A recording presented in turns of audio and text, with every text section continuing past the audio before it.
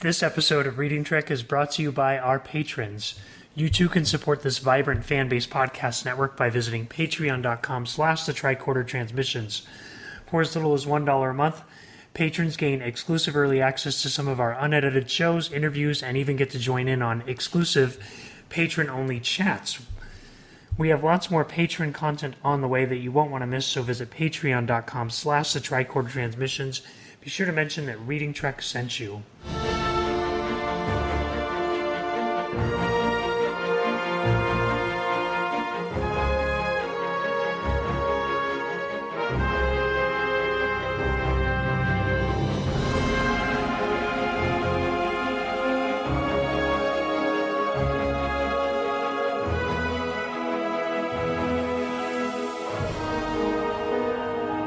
Put down that remote, set your phaser to stun, and pick up that paperback. You do have books in the 24th century. Welcome to episode 12 of Reading Trek, a Star Trek book club podcast and proud member of the Tricorder Transmissions podcast. My name is Marty Ali, and I am co-host list for the discussion portion, but my co-host William will be here later in the episode with special guest James Swallow for an exclusive interview, so stick around for that. But I do have two guests joining me today. The first, a Tricorder Transmissions veteran and our Discovery guru, Miss Heather Barker. Heather, how are you today? Hi, I am excited. We just wrapped our Saru episode over on Disco Trek, so I was super excited to read a Saru book and talk all about Saru. I'm excited as well.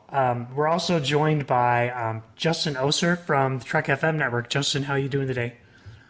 I'm doing great. Great to be here talking about a new Discovery novel. For those who are new to the podcast, we are a book club podcast working our way through the Star Trek expanded universe one novel at a time, discussing the characters, plot writing, and piecing it into the larger Trek universe as we pull out the meanings and messages of the text. Although we do encourage you to read along with us, the show was designed to give all Trek fans a way to journey through the EU together, even if you haven't read the books. Today we are talking about Star Trek Discovery Fear Itself by James Swallow. And if you're a regular listener, you might be wondering what happened to part 4 of the Invasion series. We did have a few scheduling conflicts last week when we were going to record that, but we wanted to get this one out as soon as possible. So part 4 of Invasion will be coming in the next episode. Do not worry. The question isn't where we are. It's when we are. The novel takes place in 2252, 4 years prior to Battle at the Binary Stars. I'm going to do a brief summary this week. Black alert. Black alert. Lieutenant Saru is a Kelpian, member of a prey species born on a world overrun by monstrous predators, and a being who intimately understands the nature of fear. Challenged on all sides, he is determined to surpass his origins and succeed as a Starfleet officer aboard the USS Shenzhou. But when Saru breaks protocol in order to prove himself to his crewmates, what begins as a vital rescue mission to save a vessel in distress soon escalates out of control. Forced into a command role he may not be ready for, Saru is caught between his duty and the conflicting agendas of two antagonistic alien races. To survive, he will need to seek a path of peace against all odds and risk compromising the very ideals he has sworn to uphold. All right, Justin, why don't you kick things off and give us your overall thoughts on Fear Itself? Well, I won't leave you in suspense. I really love this novel. There's so much about Saru that we wonder about, and I think there are a lot of answers that I felt like I got here. Saru's actually a character I struggled with a little bit because trying to understand how fear motivates him in different ways and how things work for his species. But I felt like James Swallow in this novel really kind of got you into Saru's head, and you're able to kind of see both the positive and the negative aspects of fear for him. It's not something that's always negative. It's not something that's always making him cower. And I think we saw that somewhat in Discovery, but I think you see it really strongly in this novel. And I felt like the plot as well was just really engaging, kind of start to finish. I just love the novel. I agree completely with you. How about you, Heather? What did you think? Yeah, I have loved all of these books so far, and this is just another great addition. And I valued the fact that it was very focused on Saru because, like Justin said, we did get quite a lot of answers. And while I will say this, I keep thinking that we're going to get like this huge backstory, and that's not what you get out of this book. No. You get some insights and some details about his past, but there's no like deep dive into the life of Saru before Starfleet, anything like that. However, like Justin said, you learn so much about how the fear affects Saru in negative and positive ways. And for me, that resonated very strongly because same thing as Justin. Even though I love Saru and I've been fascinated with Saru, I had a hard time really making a connection and understanding a character who has lived a life, being a prey, or how would you say that? Being prey, and living in fear your entire life. But I've recently been through an experience where now I kind of know what that feels like. And so a lot of the quotes in this book resonated with me. So while I didn't get, all this great background information on Saru that I thought I may be getting, I still got a lot out of it because of the explanation of his psyche, I guess. Yeah, I kind of agree with the both of you. I thought the story was really nice. I was wondering if we were going to get kind of like flashbacky type insights into Saru's like origin story, but I thought like the little tidbits we got were enough to kind of piece it together ourselves.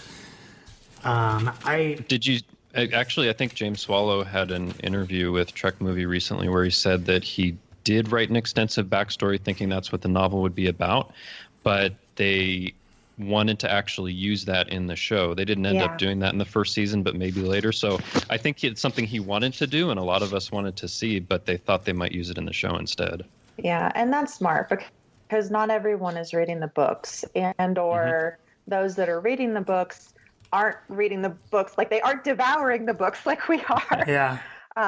So that makes sense for sure.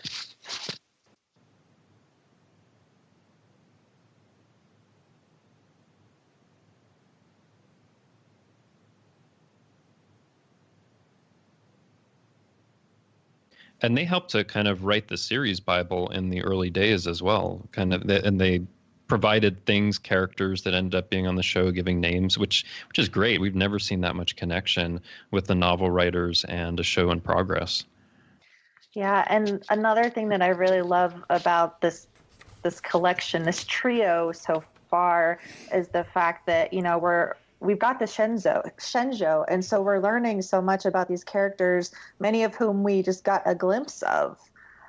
So we know Saru in a way, we know Michael Burnham in a way, and we know a little bit about Giorgio. But getting to see all the bridge crew and have them tied together throughout these novels is really neat. Absolutely. I completely agree. I think it's great. Speaking of the bridge crew, I can't forget to mention, because Will would murder me, Yeoman Danby Connor. Yeah. Which I thought was just a little cute way to include him in the novel. Yeah, that was great. I did notice that and made a note of it. They did say he was a yeoman in Desperate Hours, right? Am I remembering that right? I don't remember, and I didn't. I was like, I need to go through and either Google it or just like go through all three books and try to pinpoint where they're at, but I can't remember. Yeah, I thought I'd remember that, but 9 months since I read that novel. Yeah, it's been a while. We'll just say that you're right. But it was cool to see him alive again. Yeah. Yes. Definitely. He lives on in the novels. Now we just need a full novel on Danby Connor, and I'll be a happy camper. That would be really cool. And I actually hope we get a whole series of Shenzhou novels. Yeah. Yeah. Star Trek Shenzhou. Yeah. Pocketbooks, if you're listening. We're working on that. Okay, so there were some new things we learned about the universe, or at least that I learned about the universe in this novel. I'm not sure if it's ever been mentioned in a story before, but they mentioned and I'm going to mispronounce the hell out of this, the Kardashev scale for measuring civilization's level of technological advancement. I had never heard of that before this novel. No. We learned that Saru communicates with other Kelpians via electromagnetic energy, which I thought was really cool. That was super cool. Yeah. Yeah. Is there anything else that you guys pulled out that was kind of new to you or new to the Trek universe? I think I noticed a couple of things. If I'm not mistaken, I think they actually gave a name to Saru's homeworld in this. They did. They called it Kaminar. Maybe I'm pronouncing that right. So that was cool just to have a name, even if we don't know much about it. Yeah. I noticed also, one of the things you notice a lot about Saru is he has like this tongue clicking he does sometimes. And you always wonder, like, why is he doing that? But it actually says in the novel that it's a way to fill an awkward pause instead of giving a direct answer. It's a small thing, but I thought that was a cool little thing. And also there's a point at which he stops his threat ganglia from emerging. And Yeah. I didn't know that he was able to do that. I thought it just came out and there was nothing he could do about it, but he was actually like consciously trying to keep it back, which is something different. Those are some things I noticed. Yeah, and I think so the apex predators are, I would assume this word is the Baul, is what they're called. So that was kind of cool to learn about that. And then just sticking with Saru, and I don't know if we should talk about this now or like throughout the podcast is what we learned, but there's definitely backstory as to why he left.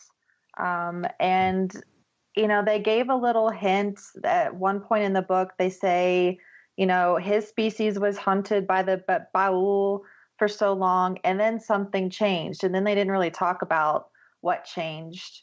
But then I think it's at the very end of the book. And I kind of hope one of you might have highlighted this because I can't. I think I know what you're talking about, where it talks about his own kind turning their backs on him and stuff. Yeah, that was a great moment. Yes.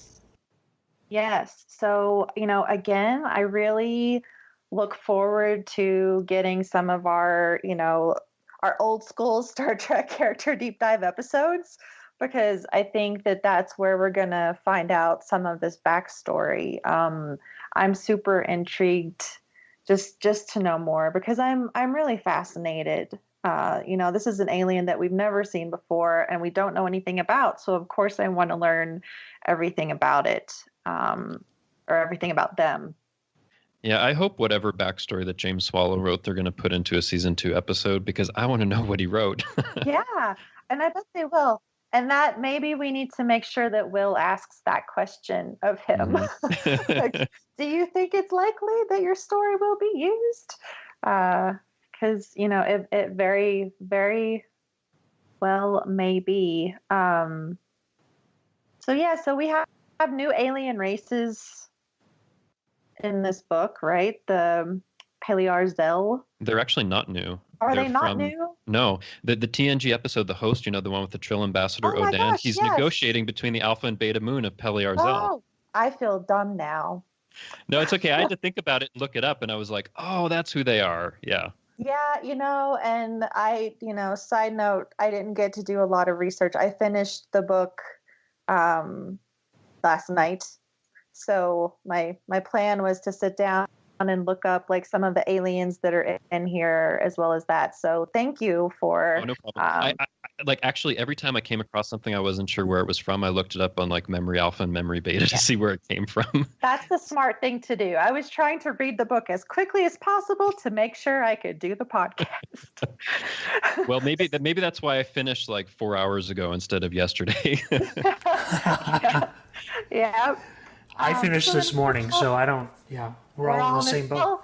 It's like the book came out on my birthday. I had celebrations. We had to get it done pretty quickly. So then, what about the Gorlin? We don't know about the Gorlin. Yes, there is. Well, we don't know much about them, but it comes from a reference in the TOS episode Mirror Mirror, where Prime Kirk is talking to the computer in the mirror universe, and he says, tell me about his command record, about the command record of the ship. And it says that the Gorlins were part of Mirror Kirk's first mission, and he suppressed their rebellion and destroyed their planet. That's basically all that's in canon about the Gorlins. Jim, the way this ship is run, what kind of people are we in this universe? Let's find out. Computer. Ready. Read out official record of current command. Captain James T. Kirk succeeded to command ISS Enterprise through assassination of Captain Christopher Pike. First action, suppression of Gorlan uprising through destruction of rebel home planet. Second action, execution of 5,000 colonists on Vega 9. Cancel. Now we know. Interesting. Yeah, so it's a very, I noticed that over and over again in this novel. He was taking really deep cut references. That's one little piece of dialogue in one episode. You never see them. You never hear about them again on screen. But Yep.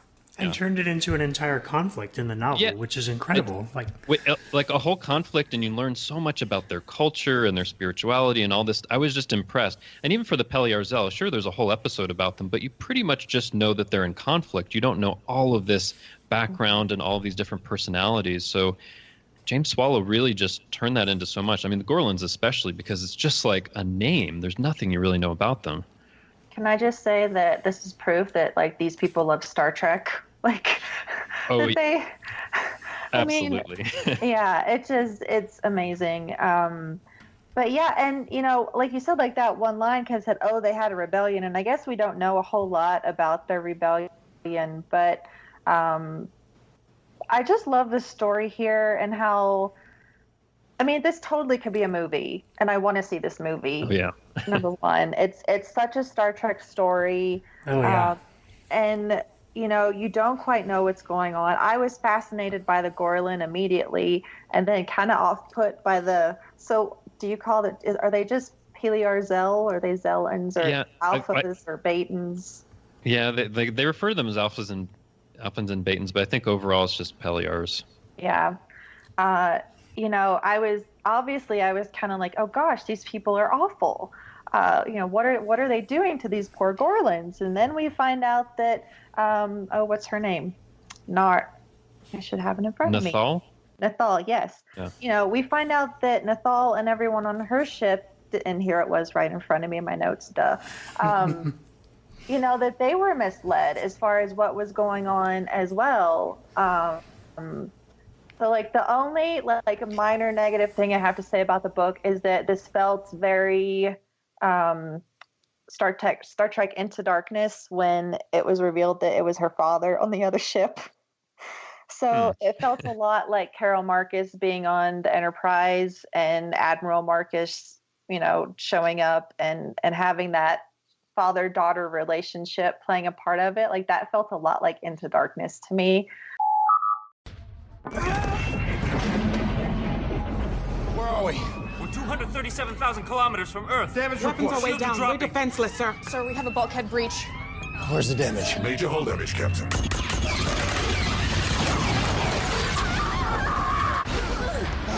Evasive maneuvers! Get us to Earth, Captain, right now! Stop! Everybody on this ship is going to die if you don't let me speak to him. Where the hell? Sir, it's me, it's Carol.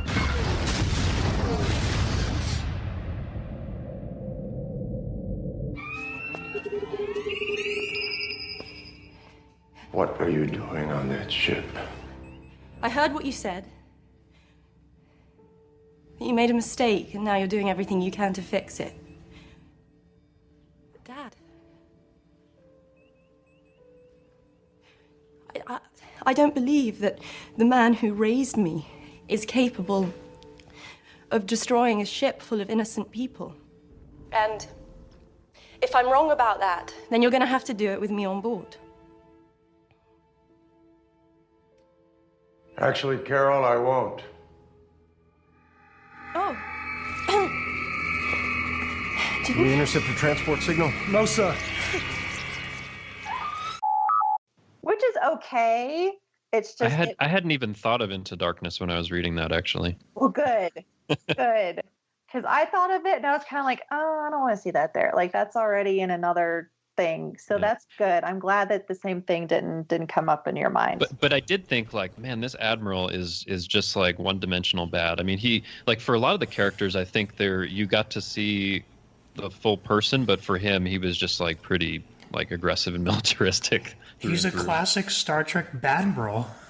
Yep. Yeah, he kind of is, except he's not in Starfleet. Yeah. And at the end of the day, he did do something redeeming. I mean, he did sacrifice his life and that ship.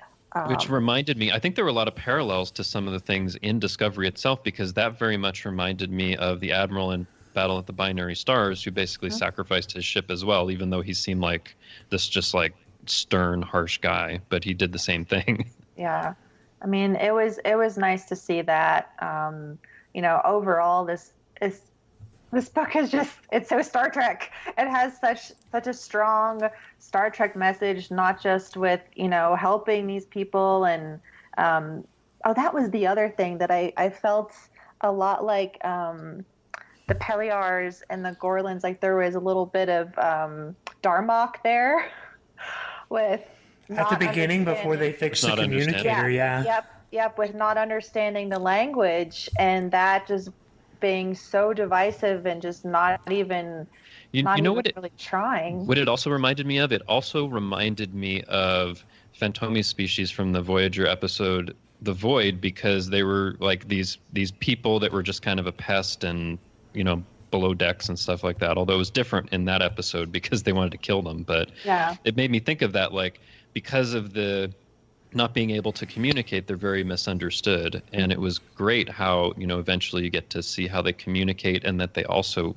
communicate with these electromagnetic impulses, which is just fascinating. The idea that can add to it, because, as humans, there's words that we have, there's tone, inflection, there's body language, but there's nothing, I don't think, like about our electromagnetic signature that would translate something differently. So that was really interesting to think about. So one of the big things that resonated with me in this novel was actually Saru, the subject of the novel, and kind of getting in his head a little bit really connected with me, because I kind of struggle with the same things that he struggles. And I was actually thinking of you, Heather, when I was reading this, because I know that you probably really resonated with Saru as well. Oh, yeah. Yeah. Oh, yeah. There's a couple specific moments that I resonated with. One of them is in chapter 4. For the most part, Saru was a stickler for process and protocol, a firm believer in scientific rigor. But there was a side of him that was pure Kelpian, a throwback to the reactive, primitive nature of the prey species his kind had once been. That conflict was pressing on him, the responsive elements versus the rational, both trying to make sense of the emotions that his venture into the Gorland gathering had brought up. I believe this situation has affected me more deeply than I was aware of. And that kind of struggle between responsive versus rational and making sense of your emotions is something that I struggle with on a daily basis in everything I do. And it reminded me a lot of Michael Burnham, too. Yeah, those two characters are more alike than they are. They are, and I think that's why they're, they kind of, what's the phrase? They just, they don't get along because they are so similar, and they really haven't had the opportunity to get to know one another, to explore those similarities and realize them. I've had that happen in real life, where it just turns out that, you're actually just a lot like another person, even though you didn't. I can't think of what the phrase, like rub elbows. That's not the right phrase. But yeah, I talked in Disco Trek a little bit about Saru's character and the relationship with fear being a metaphor for anxiety. Because it seems like this is something that's come up on social media a lot, where people who suffer from anxiety see themselves in Saru. And, not all anxiety is I mean, yes, it is worry. It's not always like fear for your life based, but it's there. It's there in the background, just like Saru's fear is there in the background. And I found it really fascinating how much fear plays into just his daily life, his thoughts, his self-esteem, and how he's able to kind of battle it and overcome it and suppress it. And I think we see a lot of that in this book. And I think one of the quotes that I picked out, I don't know that we're quite talking about quotes, and it's page 95. I don't have the chapter. It is chapter 5, actually. But I guess one of the old axioms they're told is death is the shadow at the heels of every Kelpian born. And then it says in the next paragraph, some among his crewmates on the Shenzhou thought him to be morbid, even fatalistic, in the way in which a shadow lurked behind his every waking moment, his every thought and action. They didn't understand that the reverse was true. Saru's certainty that danger and death awaited him did not shade his life in morose tones. It made him all the more determined to live it down to the very last second. It's beautiful. Yeah, it's incredible. It really is. There are quite a few quotes in here that I highlighted that I'm just going to keep with me because anxiety, and especially fear-based anxiety, and I don't want to get too much into my personal life. If you listen to our podcast, you have probably heard about them, or if you've listened to my shows over on Trek FM with Amy and Brandy, you've heard about my life and what I've been through. But for the past 7 months, I've spent a lot of that time actually in fear of my safety and my life. And so not just having that fear, but then I developed anxiety, extreme anxiety because of it. And I haven't had anxiety at this level my entire life, or even to a point where I felt it could be diagnosed. But the fact that he describes this as a shadow lurking behind his every waking moment, every thought and action, like that really is what anxiety is. Like, it follows you. It's always there. And you have to learn to live with it. And sometimes you don't always win. I mean, there are bad days and good days, but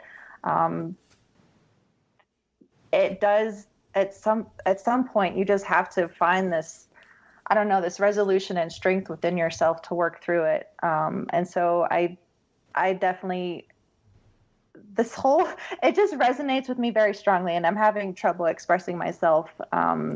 But it does, fighting this daily fight, at least for me, I understand having the will to live with it and to get over it, or not to get over it, but just to try to do what you can to overcome those feelings and really live your life. And for Saru, we'll find out his story and how he got there, but it even says in here that, he wants to be a captain.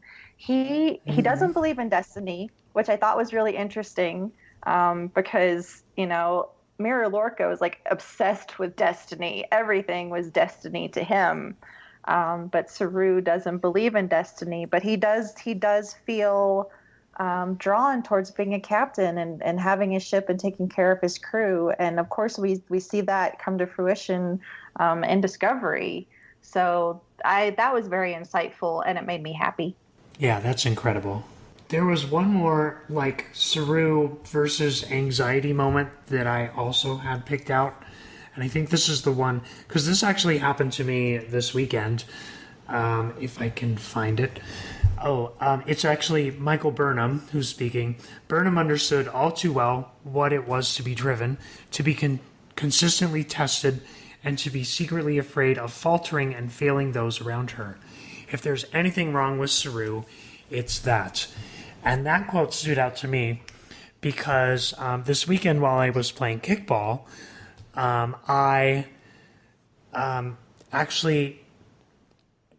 pushed and fell and hurt my leg. My leg started swelling up, and I had to sit out the rest of the game. And this happened pretty early on in the game. And I sat there and watched my teammates play, like, in the shade under the tree from afar, and I just felt guilty that they like that I wasn't in the game with them. I felt like I was failing my team by having fallen and having to remove myself from the game, even though like they were doing fine without me. But it's still that kind of same thing that she's mentioning about Saru here. It's something that I go through all the time, and I didn't even realize it until I read it. So yeah, I mean, I think I relate a lot to Saru, maybe in a different way, because for me, like, fear and anxiety for me can be very situational. Like most things in my life, it's not a big deal, but especially when I'm encountering something that's new, that I'm not used to, some kind of change can make me very fearful and anxious, or anticipating a bad thing that will happen. But if I'm in my routine and there's things that I'm doing all the time and I know how to do, I'm fine with that. I'm not, going to feel fear or anxiety, but I think that I can relate to it, especially when new things come or when changes come. And man, Saru deals with a lot of changes here, and he has to really in some ways channel his fear toward a positive outcome, and in other ways suppress it away from a negative outcome. And it's just so interesting to see him go through all of the challenges. And it's kind of inspirational because, he has fear just every moment in this novel, and yet he manages to make his way through a very tricky situation, and with some, pretty brilliant thinking and tactics, especially in the second half of the book. So I just found it really inspirational, and just thinking, okay, if he has fear all of the time, and he can either use that positively or try to, push away the negative aspects in order to do what he needs to do. Like the situations in my life aren't nearly as death-defying as what he goes through. So maybe it's not that bad, Yeah. And excuse me, it's also a strong parallel with the Gorlins and the main guy, Mado, however you want to say his name, because he's kind of the opposite, where that character truly has let their fear overcome them. And so instead of, not that Saru was always calm and controlled, but, this guy is angry and aggressive and hostile. And that's what fear does. It expresses itself in very different ways, depending on your ability to deal with it. And I think that, this is true of like everybody, just like you guys have said. And it's the same for me, that when I'm new at something, I'm usually not, I'm not confident in what I'm doing. I don't know. Like I can sit here and do podcasts, and for the most part, I am extremely confident that I'm going to do an okay job, at least. I've done so many podcasts now, I've got that experience. But the end of this month, I'm going to start, I'm learning how to fence. And so I have never fenced in my life. I've never done anything with a sword.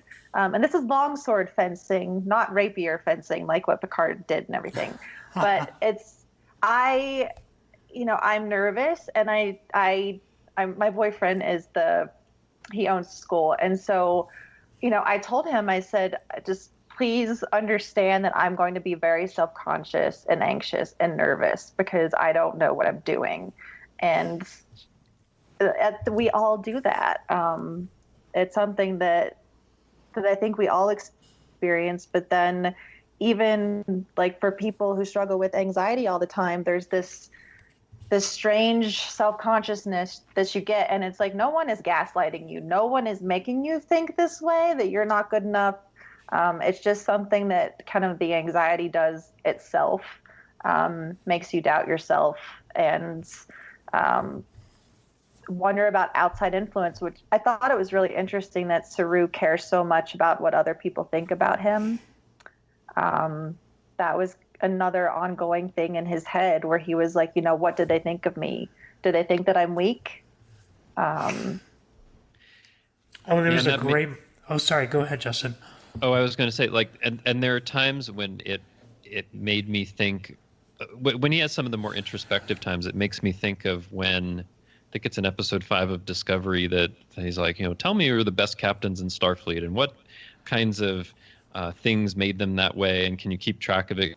He's like really concerned that he like in all of the things that he does, that he's not going to fail or embarrass himself, or I mean, it's just super important to him, and it really motivates him in this novel where he feels like he's been a failure in the first part of it, and he's going to redouble his efforts to do better. I'm actually looking at a quote right now that talks just right about what you're saying. It's in chapter 6. If Saru couldn't prove to them that he was a leader worth following, when the time came to follow an order, they might hesitate and make the situation worse. But how could Saru instill that respect in them if he doubted himself the most? The ghost of the choice he had made up on the bridge of the freighter clouded every thought in his head. With effort, he forced himself to push that aside. And we see it in Discovery. We see it in that episode where he goes to the computer, and I wish I knew the episode title off my head, but the one where, I think it's probably Choose Your Pain. Yeah, where he's acting captain for that, and he goes into the computer and he's going to compare himself to all the previous captains. Like, you see that there is still this self-doubt that's ever present in Saru, and I think that's part of what Saru has to learn before he can truly fall into the captain role. But again, this is previous to the series, so we see a lot more growth from him in the series. There was another quote I wanted to point out because it just blew my mind. And that this is, I think, also chapter 6, is page 119. He says, "I am afraid," Saru agreed with a sigh, "most of the time, but I've learned to live with it, and I am still learning to understand when a threat is truly apparent and when it is not." And this is something, like, I am dealing with this because when you have anxiety, and when you have anxiety to the point that you have physical responses to fear. I can be sitting in my car looking at my phone, and a number appears that's, this might be this person, and I will have a panic attack. And I don't force myself into a panic attack. It just happens. And there's no threat coming from a phone call. And this is something that I've really grappled with. And I listened to another podcast called Ologies, and it was a 2-part episode on fear. And so I totally recommend that everyone go listen to those 2 podcasts because it was really fascinating. And it ties in with Saru. But they talked about, and I don't remember the terminology, but basically, fears that are truly threats and fears that are not, that you kind of work yourself up over and make up in your head that's not really there. And that's just, it's something that I have really struggled with, and I'm trying to overcome. So the fact that he said, he's still learning and I'm still learning, it resonated with me so strongly. And, I don't know that James Swallow did any research about anxiety, and I don't know if I've made up this whole anxiety metaphor in my head, but I like to say, like, to people who connect with characters this way, just like a lot of people connected with Tilly because they thought that Tilly was neuroatypical. And even though that character was not written that way, like, if people who are neuroatypical identify with her, like people on the autism spectrum, stuff like that, if they identify with her, I'm not going to take that away from them just because the character's not actually written that way. So it's the same thing here, where if people who have anxiety or other fear issues identify with Saru, and we find out that, oh no, Saru was never a metaphor for anxiety, like, I'm not going to take that away from people who find that within his character. Because,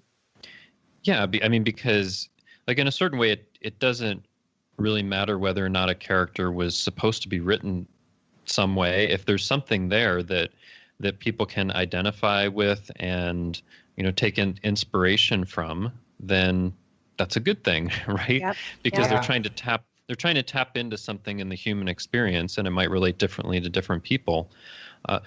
Actually, I had that quote highlighted too. Yeah. The one that ended, "I am still learning to understand when a threat is truly apparent and when it is not," which I really like. But what it made me think of as well is that, like, on the show, and I've seen some people comment about this, like, that there might be some inconsistency in when Saru's threat ganglia come out. Like, is it a threat or is Right. it not? Should it hear or should not? So I almost felt like what James Swallow was also trying to say was he's still trying to learn when that matters and when it doesn't, when the threat ganglia should come out and when they shouldn't. It's not perfect, you know. He's kind of retconning the show a little bit. Maybe there was some of that intention that, you know, it's not a perfect response. It's just meant to be, you know, a guide. And, you know, you'll even see it sometimes for people or animals or whatever. They might think, oh, a threat's coming, and it's really not a threat, and they're misinterpreting it in some way, right? So I don't know. I kind of like that, and I think it makes sense. But also, yeah, I think in our own lives, we're still trying to understand, like, what is a threat? What isn't? What should I be afraid of? When's it a good response? You know, we're just like in this learning process, just like he is. Yep. Yeah. It's amazing how much these characters, I think, they're just real people. You know, they're human beings, and they're written in a way, like, for me, and one of the reasons that I love Discovery so much is that I can see myself in almost all of these characters in some way. Maybe not Mira Lorca. But, you know, I see myself in Burnham. And so it's hard for me to, like, pick a favorite character because I can look at each one and be like, oh, yeah, I see myself there and I see myself here. Total tangent. But speaking of Michael Burnham and her relationship with Saru and how much it played a part in this book, which I appreciate. Like, I love that this book is very much Saru focused, but that we still get insight into Burnham, just like that quote that you pointed out, Marty. And then she also talks about when she's going in to talk to Captain Georgiou and how it reminds her of going in to talk to Sarek, and kind of putting on a stoicism and not wanting to disappoint them, I guess, is kind of what she was going for. I'm not sure. But I thought it was really interesting that Saru basically decided to be like Burnham in this book. I mean, what did you guys think about that? That he basically was like, what would Burnham do? And did what he thought. I mean, I think at the end of the day, we can all agree he did the right thing. Even Georgiou agreed that he did the right thing. Maybe not in the right ways, but what did you guys think about the fact that he was trying to emulate Michael Burnham? Well, like, I did think about that a little bit because it might not be what you expect, but I mean, I think this, and there is, you know, even in this book that takes place 4 years after the first episode, there is kind of that, you know, rivalry or annoyance or whatever between them. But I think there's a couple of things that he sees. He sees Michael Burnham as someone with this Vulcan upbringing who, for the most part, kind of calmly does her duty, and at least on the surface, doesn't seem to be fearful in the way he does, and he might wish to emulate that. But also, I think he has this feeling that because Georgiou has taken on Burnham a couple years before when Sarek drops her off, there's like this special relationship, or that there's something that she has a preference. Because I think he even asked toward the end of the book, he's like, do you like, you do play favorites, right? She's like, no, I don't. but Saru has that feeling like that there's something about Burnham that he desires to be, I think, a certain like calmness and confidence. Yeah. I mean, of course, the irony when you think about it is like he wishes to emulate Burnham, and what does Burnham do like in the first couple of episodes but basically disobey orders and initiate her own one-person mutiny. So I thought it was appropriate and made me really just think about it. Like, but I think it's kind of like he wants to emulate certain aspects, but he's still annoyed that he feels like she's getting more attention or is on a different trajectory than he is. And you see more of that, of course, in Desperate Hours, which takes place a couple of years later when Burnham selected as the first officer over him. He's very resentful of that. Yeah, and then he really has a new confidence when he is first officer on Discovery. And you know, he's snappy. I just remember him saying, you know, that he's not going to let anything happen to his captain, and that's not the quote that it was, but he was just very forward and a bit sassy. when he was. started to say that. So, yeah.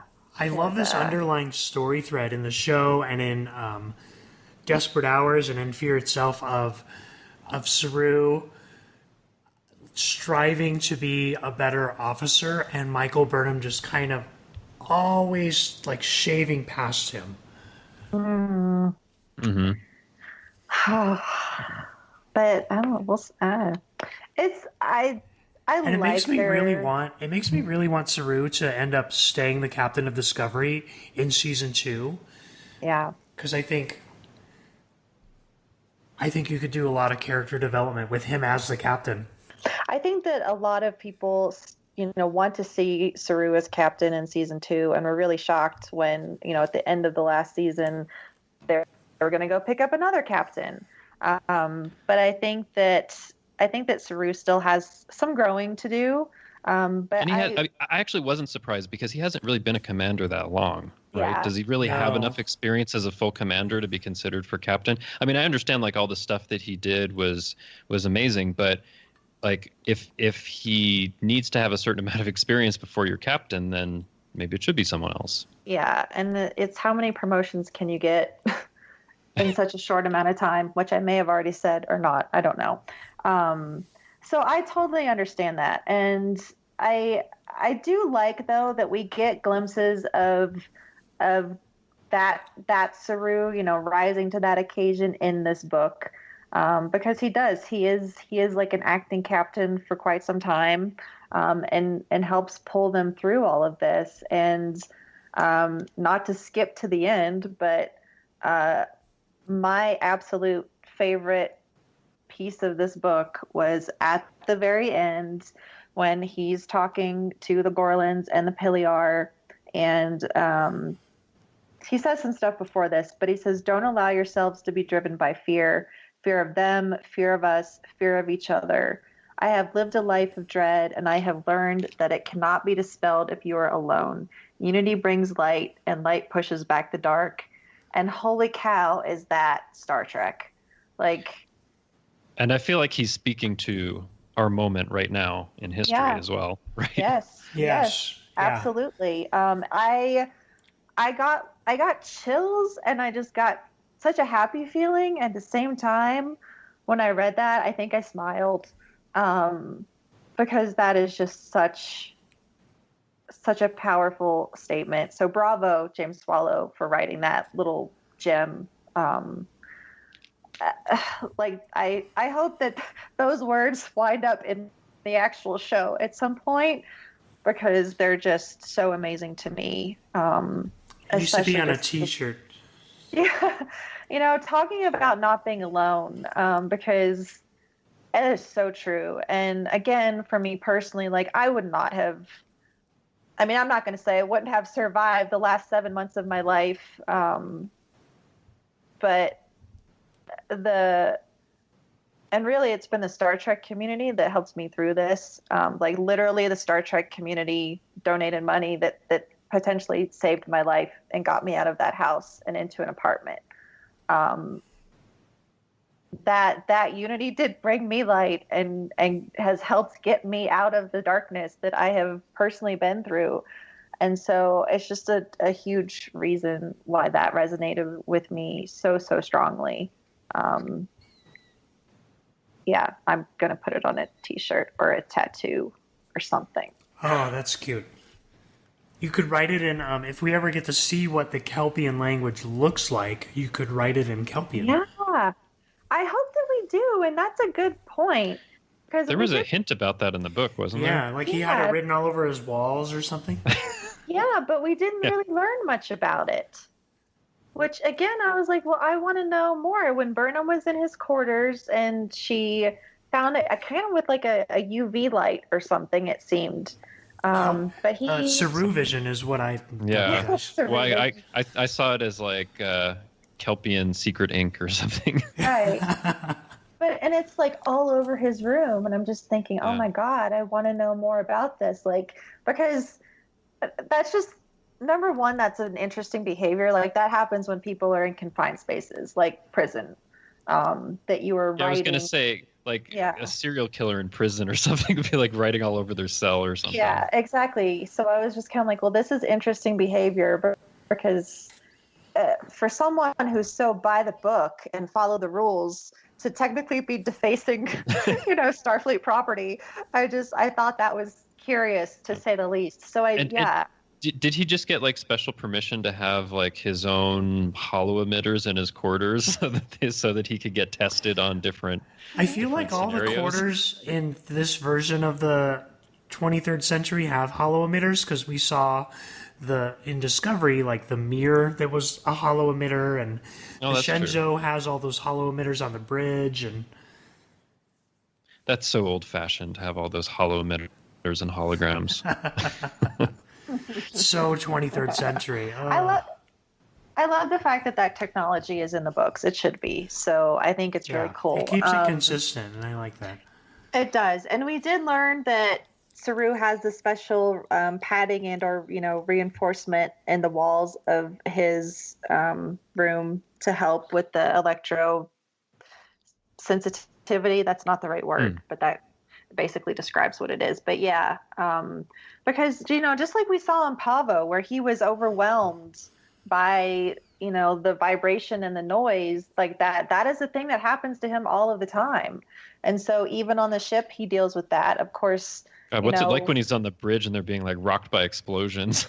It's crazy. It's and again, it's just this having to master a physical sensitivity or a biological reaction that you can't control. It's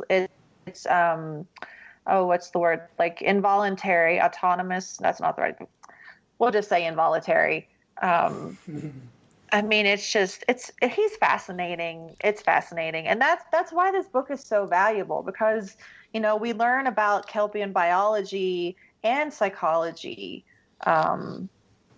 And obviously Saru is different from the rest of his kind. So I'm rooting for more. I just want more.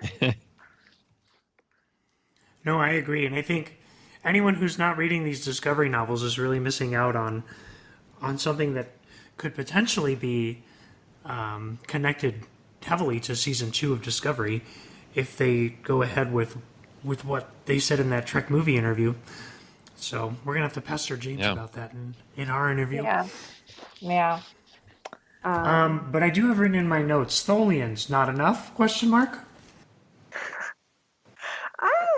I got a good amount of Tholians. It was good. See, like what I was afraid of though was there were all these references, and I was like, is he just gonna mess with us and not actually show us Tholians? But I was worried about that too. They were there. There was like this huge battle. I thought it was great actually, for a species you don't see enough of really. We only saw them twice. Yeah. Yep. Yeah. Once in original series, once in Enterprise. Yeah. I felt that we got just enough. Because the book really isn't about the Tholians. I'm glad they were there because obviously they play a part in Star Trek. They're historical. And go ahead. Yeah, and tangentially relates to Discovery and the Mirror Universe. So yeah, that's true. So it's important that we establish them, in the books and in the show. But even when they were battling the Tholians, the focus was really still on getting everyone in the ships to work together. And that, I read this book pretty quickly. It was shorter than the last two. Yeah, it was. So, It's shorter than I think most of the recent Star Trek novels. Yeah, and I did notice that I didn't feel like the story needed more or anything like that. It was a real tight story, and I appreciated that. There wasn't a whole lot of tangent, unnecessary stuff. Yeah, I think, in the very beginning, for some reason, I had a difficult time getting, completely drawn into it. I would read a few chapters and put it down, and part of that was also just time constraints. But once I got maybe a third into the book, it was pretty much at that point, like, I'm not going to put this book down. And so the entire battle scene at the end with the Tholians was not only amazing to read just from an action standpoint, but with the Gorlins and with Asia, not quite sure. Not sure how you pronounce it, but I love that character. She I think it was Ija. I listened to the audiobook. They said Ija. Ija, okay.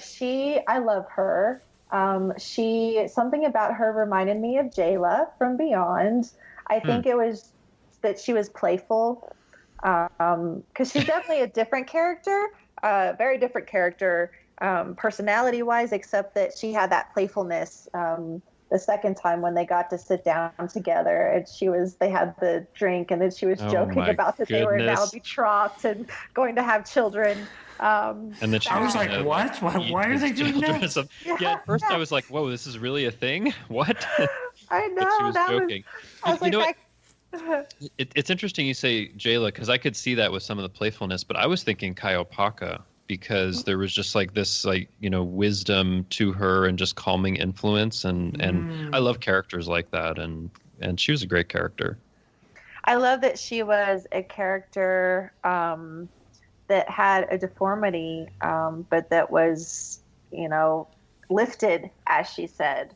That was an interesting idea. Yeah, I like the fact that they did that, and they didn't quite. They kind of alluded to the fact, Saru did, that because of that physical deformality, that and because of that, like, she had the heightened senses and the telepathy type thing, and precognition, predicting the future sometimes. Yeah. So. Wow. So I thought, it was interesting. And, this is, the Gorlin are a spiritual race. And so she is, they have a deity, the creator. And so she's been lifted. So they think that there is, intervention here by their creator and whatnot, where I'm like, well, what's the actual science that's going on and why is she special? She's just fascinating. And I like that's a character who I would read a whole other book, like, just about that character. Very, very cool. Okay, Marty, what were you going to say? Oh, I was going to ask if you guys caught the reference to Saru-berries. I'm going to mispronounce the episode title. Civis Pacem Parabellum. Yeah. Yep. Yes, yeah, they were. It was kind of like foreshadowing something we've already seen. Yeah, it was kind of weird the way they did that, but I appreciated it. Yeah, I don't have the exact line for it, but it was something like that. She was saying that somewhere in the future he would be. Oh, I have the exact line picked out. Yeah. Don't try and seek out a place without fear. It's a part of you, and you mustn't deny it. One day you will find that, and it won't be real. Accept what you are, Saru. That's where your peace is. See, I was actually a little confused when I read that, because, like, actually in the Discovery episode, Saru is saying that the Saru that you see on the planet, like, that was him. That was just some different aspect. So in some way it was real to him, at least. Yeah, I think, and I'm sure it was real to him. That whole episode, I don't know, the way that I processed it was the fact that for that small amount of time, he had complete control.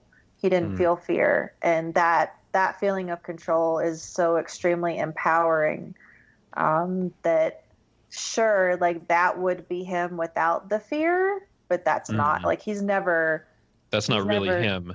Yeah. Okay. He's never not going to be without that fear. Okay. But that works. Yeah. And man, she's such a cool character.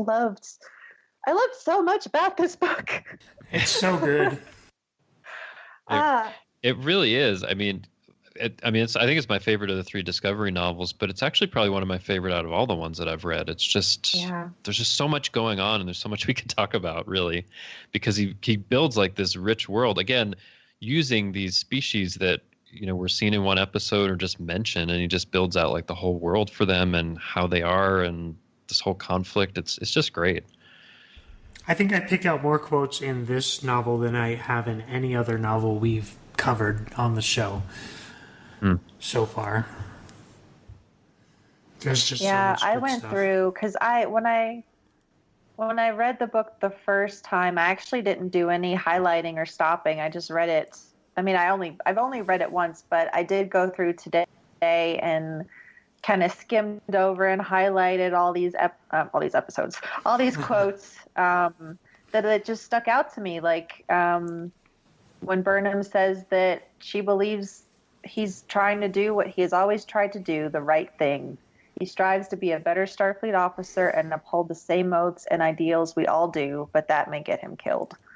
I don't know. There was just so much. There is actually, like, I wanted to just highlight one that I liked a lot. So it was in chapter 10 on page 204 when Saru is talking to some of his fellow Starfleet officers in the middle of all of this. He says, "Compassion is not weakness, enduring is not living, and belligerence is not strength." Yeah. There's just so much wisdom there. Really good. Yes.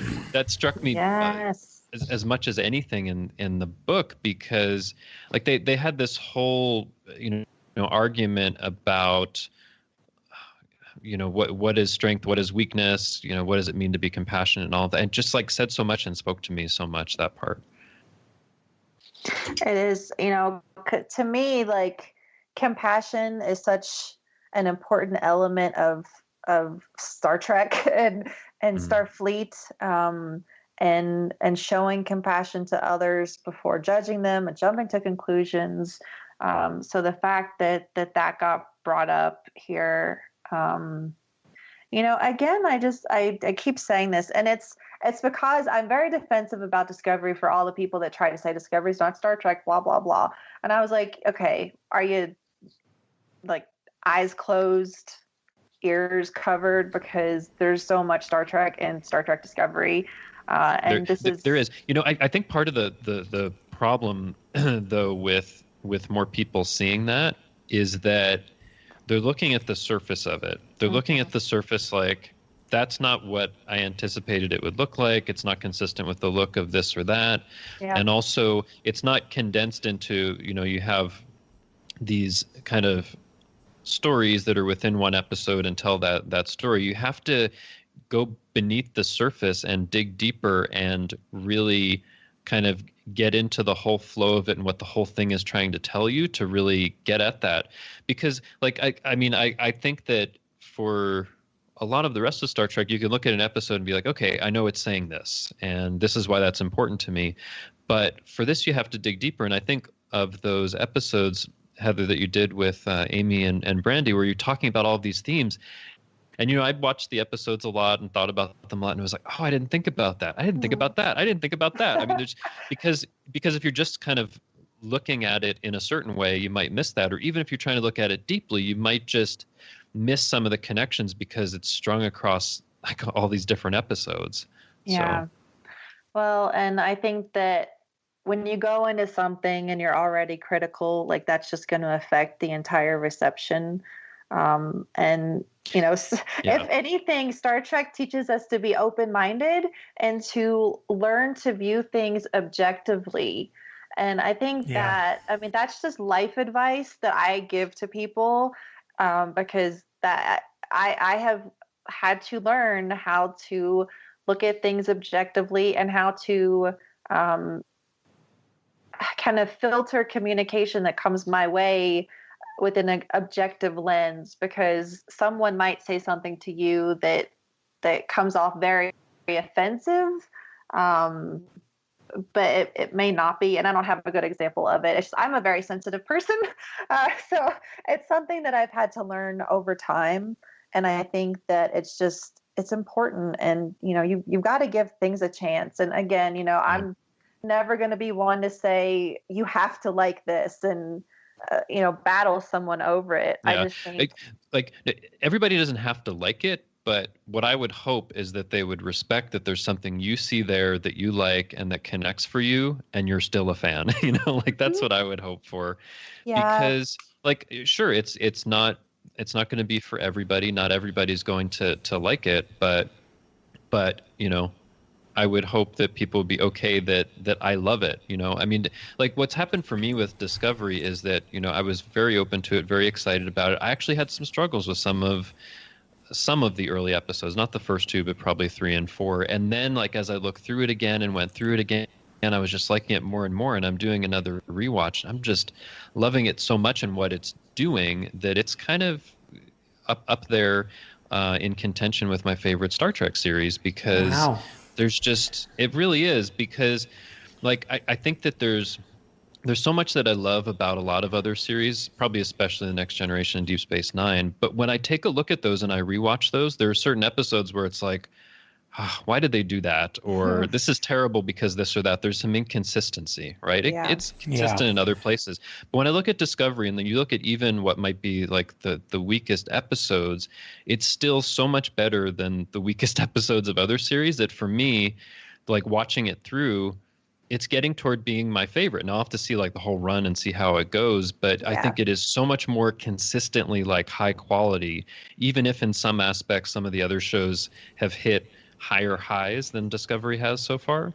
Yeah. I think that it's just like so incredibly like consistent. I can watch it and not be like, oh, this one, skip it. You know? Yeah, they're you all... can't. Like you really can't skip an episode. You can't, but you can't because you wouldn't get the story. But I don't want to because I think it's really good. Yeah. That's the thing. Even like this, I mean, the standalone-ish episodes, like, you know, Magic to Make the Sanest Man Go Mad, it's a favorite. It's a fan favorite. Like by far, that episode gets mentioned by so many people.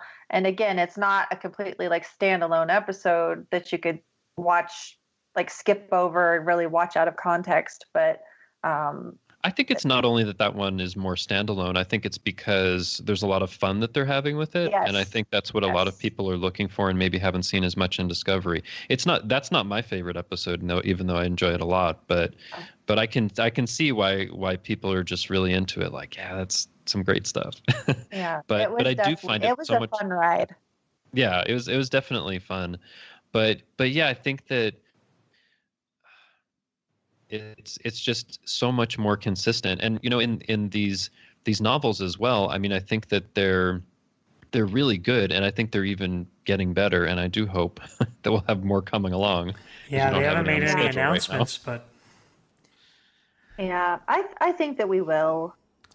I think they're either saving that for Comic-Con or STLV, because that's kind of what they did. See, my wonder is if it has to do with this whole CBS Viacom merger mess that's going on. Yeah. Because it seems like when they started thinking about that and getting more serious a couple of years ago is when they started winding down with some of the announcements and things expired and it wasn't renewed last year and all of that. So I wonder if they need to work that stuff out before they can move forward. I hope not, because that might be a while. Oh man, no! I want more Star Trek, because I mean we've got, you know, the Nick Myers stuff that's supposed to be happening, and he said that's on hold, I think, because of all the major stuff. Yep. So it's like there is more Star Trek out there, and you know, and the comics are winding down as well. So it does seem a bit like that, doesn't it? They're not putting quite as many on the schedule for later in the year, even though we have some coming up in the summer. So. Well, it's a good example of how the industry affects these shows.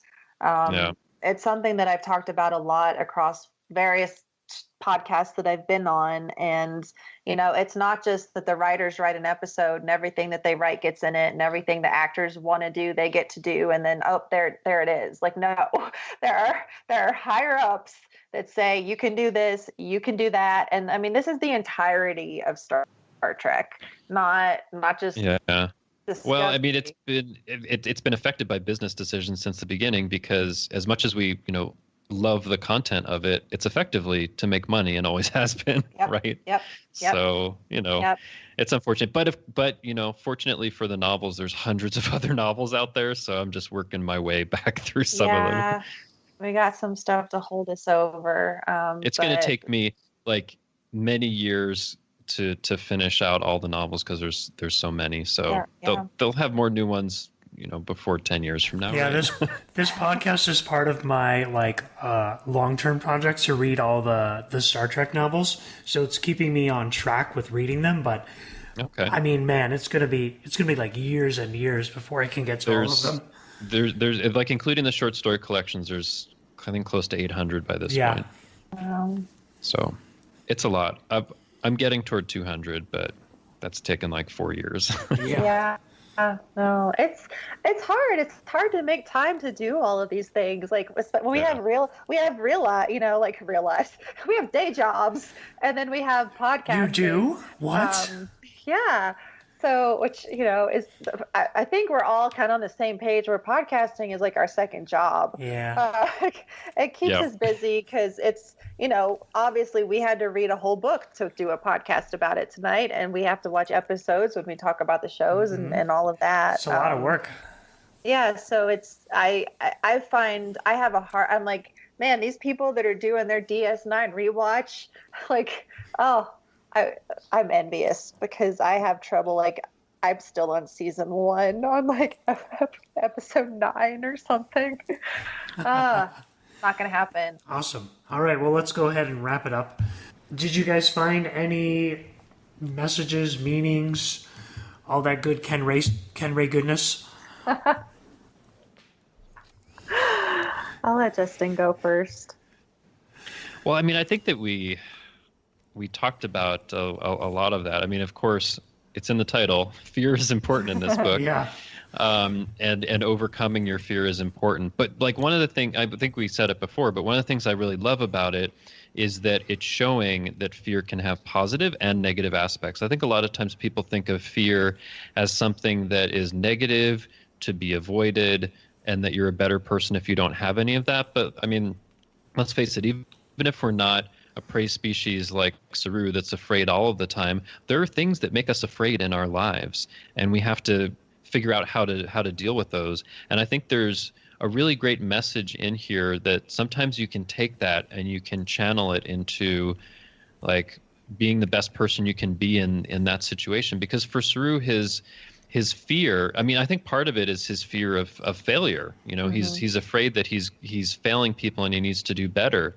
I don't think, interestingly, I don't think he's as afraid of losing his life. He's more afraid of letting other people down and not doing the best he could. Yeah. Yep. And I think there's a really great message in there that fear can be a natural reaction to things that we don't know something that's happening, or we think there's going to be a bad consequence. But how do you use that? And I think we can take inspiration from Saru and how he uses that fear for a really overall kind of positive outcome and getting out of this sticky situation. Yeah. The podcast that I mentioned earlier, Ologies, and the fear episodes, they talked about how successful people talk about fear. And they talk about fear by actually using the word fear and addressing fear and not just saying stress or anxiety. And so it's again, just go listen to that podcast because it's really interesting. But I think that, it kind of follows the line of Saru really addressing his fear and overcoming it. And that sets him up for success at the end of the day.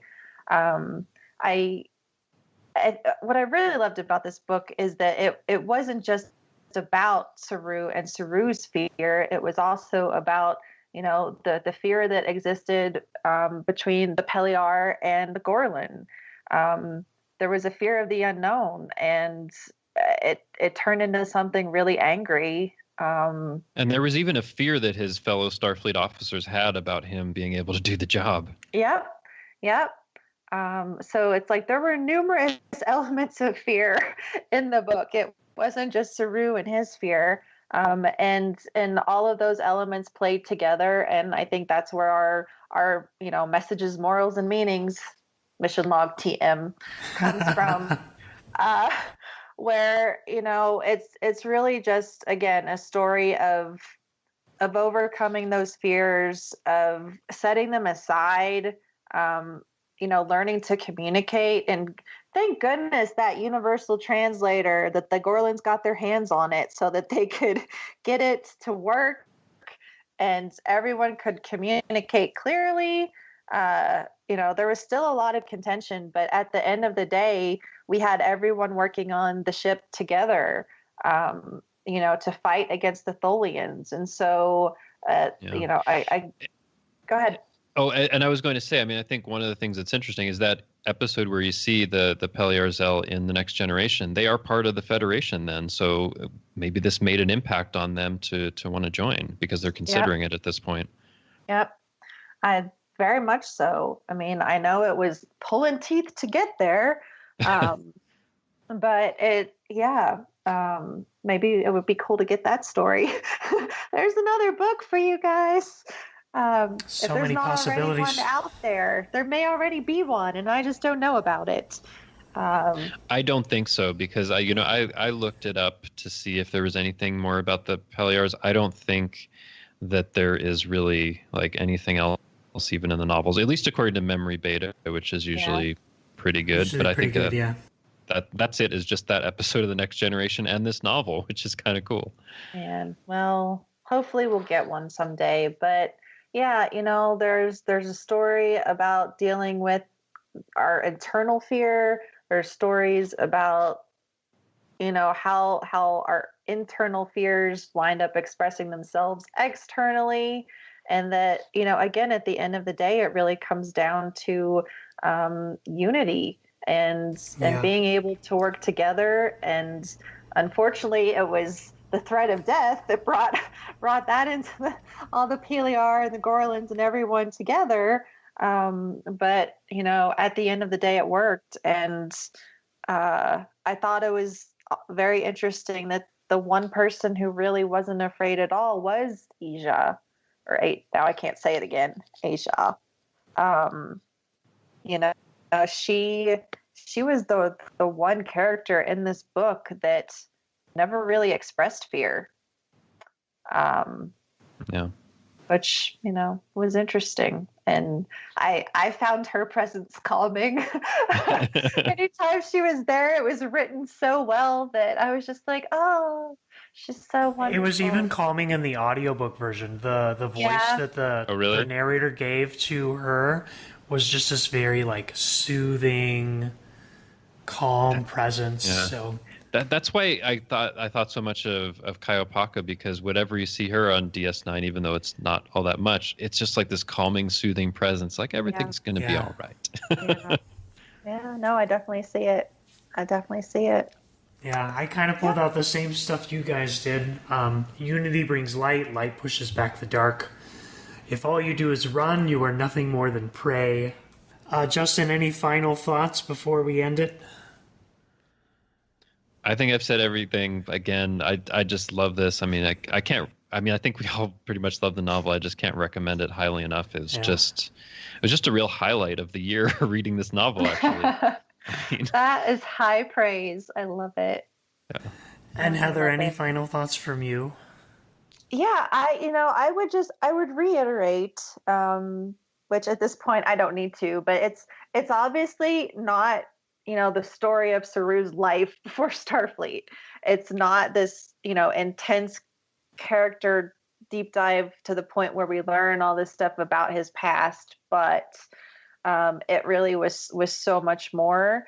And I just, again, it's such a personal thing for me that I have been able to go from not really being able to connect with Saru to experiencing life trauma and being forced into a situation where I, have lived that way, have lived with that kind of fear for so long now. And thankfully this is coming to a close for me. And I mean, frankly, I have PTSD from what I've been through. And so it's going to be with me for a while, but everything is just reinforced, my connection with Saru, and helped me understand him better.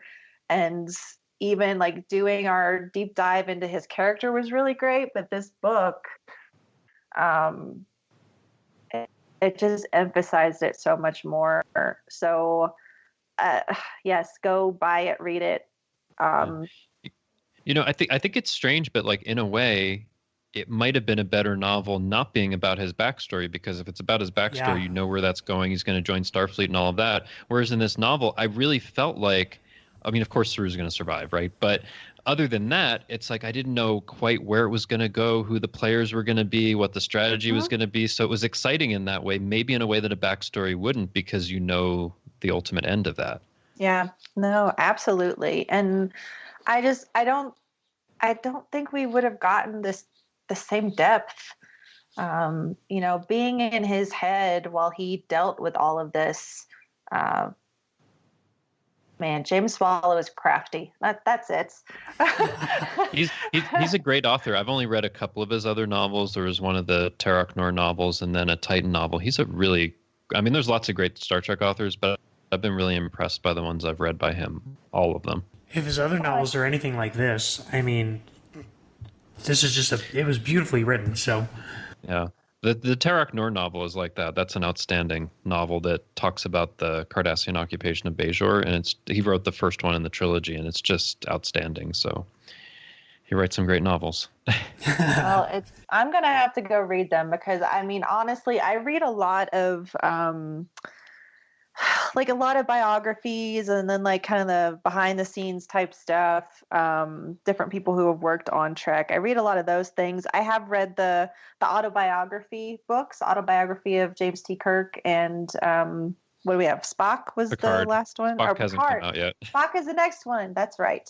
And so I really like those, but I haven't delved into a lot of the world building novels. I have Spock's World that Claire gave to me. You haven't read it yet? No, I just say that because it's my all-time favorite Star Trek novel. That one is incredible. I'm going to read it next. I've had this book for like 3 years. Claire gave it to me, I think at STLV. And I pick it up and I read like the first, 4 or 5 chapters, and then like life happens. And I never go, and I'm like, I just need to sit down and focus and read this book. It is so good. There's actually like one specific part in there that I think has like the most profound wisdom I've found in any novel, Star Trek or otherwise. It's really, there's some incredible stuff in that novel. It's just my absolute favorite and probably always will be.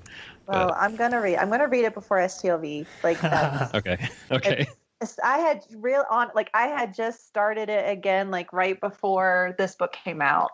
So I'm gonna hop back on it. But yeah, no, I had not read anything by James Swallow before, and I thought this was just done extremely well.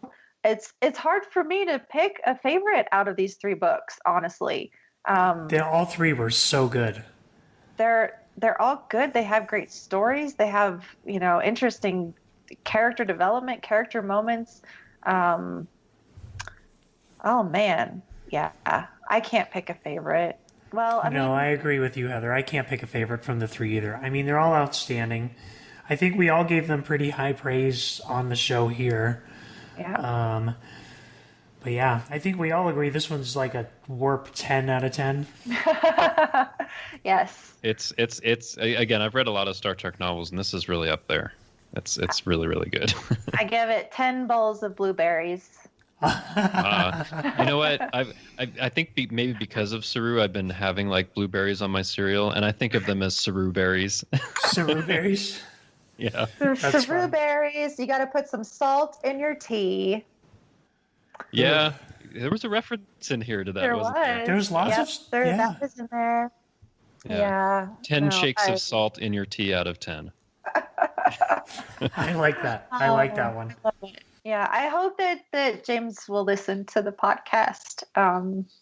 I'll ping him on Twitter. I mean, I hope that he will, because he's being interviewed. I hope he listens to how the interview comes out. Yeah. Hopefully, because such high praise, and very happy to have him be part of the Discovery family now. So I hope he'll get to write another Discovery focused book. But until then, I will catch up on his other Star Trek books. For sure. All right, so next time on Reading Trek, we're going to be covering, as I mentioned before, Book 4 of the Invasion series that we put on hold for this episode. But then after that, we're going to be reading one of my favorites Star Trek but non-Star Trek books. It's Red Shirts by John Scalzi. Wow, is that a book? Ensign Andrew Dahl has just been assigned to the Universal Union capital ship Intrepid, flagship of the Universal Union since the year 2456. It's a prestige posting with a chance to serve on away missions alongside the starship's famous senior officers. Life couldn't be better until Andrew begins to realize that 1. Every away mission involves a lethal confrontation with alien forces. 2. The ship's senior officers always survive these confrontations. And 3. Sadly, at least one low-ranking crew member is inadvertently killed. Unsurprisingly, the savvier crew members below decks avoid away missions at all costs. Then Andrew stumbles on information that transforms his and his colleagues' understanding of what the starship Intrepid really is, and offers them a crazy, high-risk chance to save their own lives. That's the book. I know it's a book. The book. And this isn't a Star Trek novel per se, but it does definitely tie into the Star Trek universe without giving too much away, and I'm very excited to be covering that one. It's Star Trek enough, I think. I've read it. It's Star Trek enough. And it's hilarious. Yeah, I think it passes. But before we turn it over to Will for the interview with James Swallow, let's let everyone know where they can get a hold of us. Justin, where can people get a hold of you if they'd like to continue the conversation?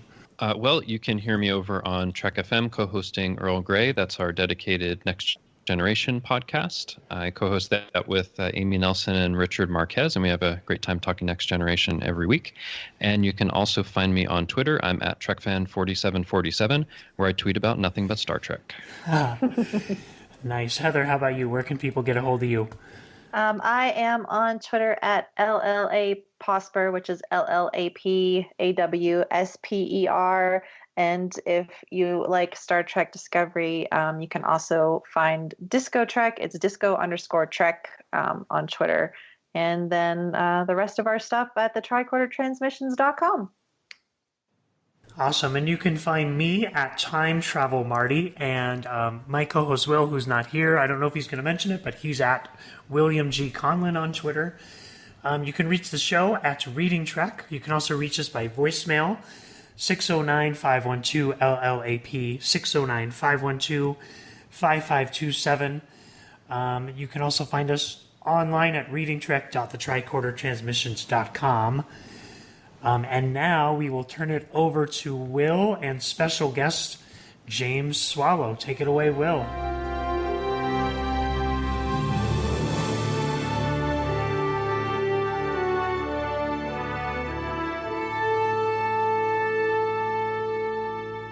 All right, thanks, Marty. I am joined today by noted Star Trek author James Swallow. James, thank you so much for taking time to talk with us. Oh, it's my pleasure to be on the show. Thanks for inviting me. Absolutely. So what is your Trek history? My Trek origin story. Wow. You mean from the very beginning, like kind of as a fan or as a writer or both, the whole thing? How about as a fan? How did you get to this point? Okay. I guess my first exposure to Star Trek probably would have been in the early 80s when the classic series was being reshown on BBC Two over here in the UK. And it was on that kind of time where I would come home from school, just have time to kind of like have a snack, turn on the TV, and there would be classic Trek. And I would sit there and watch that right up until the run through to sit down and have dinner with my parents. And I'd always been a huge science fiction fan. And at that age, I was absorbing pretty much everything I could get my hands on, whatever kind of science fiction it was, whether it was in books or comics, movies, TV. But Trek became one of my favorite things. And I think it's true to say that it's probably like my first fandom, the first thing that I was really seriously a fan of, that I kind of went out and I bought the books and I read the comic books and I, chased up all the episodes and taped them all off of TV and everything like that and nice. Saw all the movies. So that was kind of, that's my how I became a Star Trek fan. That's awesome. And then as my life kind of moved on and I decided as I grew up that, I wanted to become a professional writer, that kind of crossed over with the Star Trek thread of my life, and the two things kind of became mutually supporting. And that's eventually how I became a professional writer, was partially because of my love of Star Trek. Well, that's great. And you've written novels for franchises including Stargate, Doctor Who, 24, Warhammer. What is it about Star Trek that's so compelling? For me, it's like a pair of comfortable shoes, because it's a universe I know really well. I know the characters and it feels familiar to me. So whenever I go back to writing a Star Trek story, it always feels like kind of coming home in a way. So I just enjoy that so much. It's such a rich universe. There's so many great stories that have been told there and so much opportunity to tell more great stories that it's always great fun to come back to the Star Trek universe. Nice. Well, let's talk a little bit about your new Star Trek Discovery novel, Fear Itself. What was your reaction when you heard that Star Trek was going to be returning with Discovery? Well, of course Star Trek was going to come back. I mean, obviously, right? We've been without Star Trek for a while, but I think I always knew that at some point Star Trek was going to return to television. I've always felt that's not to say anything bad about the movies, but I've always felt that Star Trek lives best on TV as a serialized format. So I knew at some point the show was going to come back. And when I heard about Discovery, obviously I was very enthused, and it was really interesting to see what they did with it, and taking this piece of Star Trek history, part of the timeline that we hadn't previously seen, and expanding it in new and interesting ways. And it feels like a Star Trek show for the 21st century, because we have new characters, new sensibilities, as well as kind of touching on a lot of the stuff that makes Star Trek Star Trek. There's also a lot of things in there that make it, interesting and fresh and new. Absolutely. How early in the new franchise's development process were you brought on board for the book? Well, it was about, I'd say, just over a year ago now. So the show was, I think, in pre-production when the first sort of round of conversation happened. The Kirsten Beyer, who you'd be familiar with, who's one of the Star Trek novelists who went to work on the show, she was kind of the buffer between the show's production and the tie-ins, with the fiction ties with the comics and the books. Mm-hmm. And so she was in charge of deciding, who do we want to get to write these novels. And she and I are good friends, and she liked my writing style. So when she decided to recruit the first three writers, that was Dayton Ward, David Mack, and myself, she just got in touch with us and said, well, how would you guys like to do something for the new show? And obviously we all said, well, yeah, well, of course, why would we not? What a great opportunity. And we had a lot of discussions about what kind of stories we were going to tell. Dave was in the frame to do this story about the first meeting with the Discovery and with the Shenzhou and the Enterprise. Dayton had this idea for the Lorca story, and Kirsten said to me, how do you feel about doing something about the character of Saru? This who's going to be the breakout alien character, the equivalent of Spock or Odo or Seven of Nine. We always have that outsider character in Star Trek, right? Always the guy who's looking at the human condition from the outside inwards, and it's like this is going to be that guy for Discovery, and immediately that was intriguing to me. But at this point, of course, a year before production, we were all sworn to absolute secrecy, to the point that I couldn't even discuss the fact that I was involved. And so, I was seeing other people talking about stuff. There was a point where Dave went out to the big convention in Las Vegas, and they brought him on stage, and they brought Dayton on stage and said, oh, these two guys are writing. And I'm like watching that on video, biting my tongue going, I can't say anything about being involved because I'm the third guy on the line, and we have to keep it all very quiet and very, very secret, And we were getting all of this material from the show. We had unprecedented access to the series. It really was quite incredible. In terms of all of the franchise licenses I've ever worked on, I've never had this much access. It's been quite amazing. The way that and the door kind of swings both ways a little bit as well. They were willing to chat to us a little bit and listen to our kind of input on things. So for months, I would kind of turn on my computer every morning, and there would be a new draft of an episode script for the show, and there would be the day's photography from the previous filming. So I was literally watching the show coming together day by day, seeing these, all these backstage shots and pictures of these characters doing different things, and reading all these various drafts of the scripts. And it was a really interesting experience to have. And against all of that, as all of that material was coming to me, I had to start constructing the storyline for what at the time was called Danger Zone. Because we were originally have all the books. We decided we would give them all titles that were 2-word titles starting with the letter D.